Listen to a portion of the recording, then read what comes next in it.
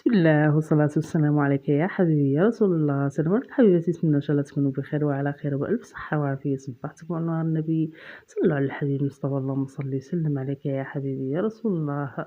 وصفة اليوم اللي هي مشروب بالأعشاب، مشروب سحري ولا أروع.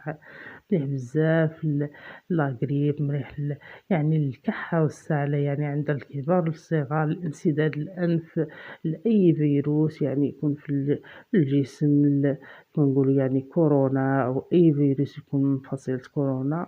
نتمنى نكون تجربوا إن شاء الله هاد الوصفة، لأنها مليحة وفعالة، يعني فيها فقط عشبتين. العشبتين يعني ما فيهم حتى ضرر، كيما نقولوا إلا ما نفعوكش ما راحش يضروك. وكيما قلت لكم مليح للكبار والصغار. العشبة الأولى اللي هي الوزوازة أو القرطفة الخضراء، يعني هذا وقتها راها متوفرة وموجودة بزاف في الصحراء. والعشبة الثانية اللي هي الزعتر، ماشي الزعتر، الزعتر يتباع عند العطار، يعني لو كان تشرو غير قيمة 5000 وشرائح نتاع لين، يعني اللين يكون خضر ولا صفر، يعني أي نوع يكون عندكم. حنا نجيبو كاس ولا فنجال، نديرو فيه دوك الشرائح نتاع الليم، ونديرو فيه تقريبا هنا، يعني ديرو غير الكمية اللي تشربوه. هنا شربوها في الليل لما تبغوا ترقدو، وما تشربوش يعني وراها الماء. ونديرو تقريبا واحد المغرف كبير نتاع زعتر ومغرف كبير نتاع وزوازة. وهنا نجيبو ماء يكون طايب، يكون يعني مغلي.